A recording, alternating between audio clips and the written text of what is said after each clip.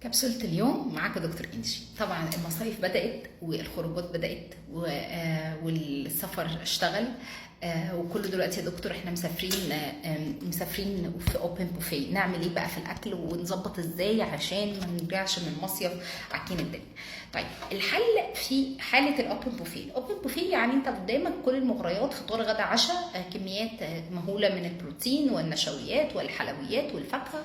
اتعامل ازاي في كل الوجبات بحيث ان انا اطلع من المصيف يعني مش مانع نفسي ومش حارم نفسي، وفي نفس الوقت ما عكتش الدنيا وبهدلت الدنيا. بصي يا ستي، اولا انا بعتمد في الاوبن بوفيه على كميات البروتين بتاعتي. طبعا في الاوبن بوفيه بيبقوا موجود معانا كل انواع البروتين معموله بكل الطرق، فانا بلجا مبدئيا للبروتين العالي زي البيض، الفول، الجبن بانواعها، اللحوم، الاسماك، الفراخ.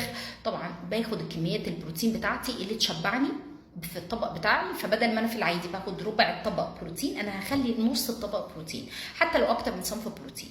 جنبيه هنختار طبق كبير مليان من الخضار بكل اشكال الخضار، فاصوليا حمراء، فاصوليا سويت كورن، طماطم، خيار، جزر، كابوتشا، جرجير، خيار، واتيفر طبق الخضار. وفي اخر اليوم في اخر الطبق باخد ثمره او 2 فاكهه.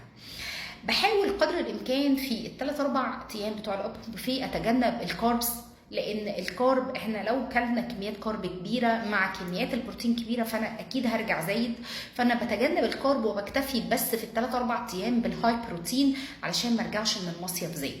طيب يا دكتور بيكون كمان في حلويات في المصيف، اوكي نكتفي بقطعه واحده حلويات يوميا وناخدها بعد وجبه كامله، وتفضل تكون في وجبه الغداء. طبعا مش محتاجين ان انا اقول لكم ان احنا بلاش بيبسي وبلاش عصاير اللي بتكون فيها كميه سكر عاليه، وهعتمد في النظام بتاعي على هاي بروتين، ونسبة الكارب هكتفيها تكون من الخضروات فقط، وهبعد قد ما اقدر على الرز والمكرونة والعيش في ال3 ايام دول فقط. اجازة سعيدة وترجعوا بسلام.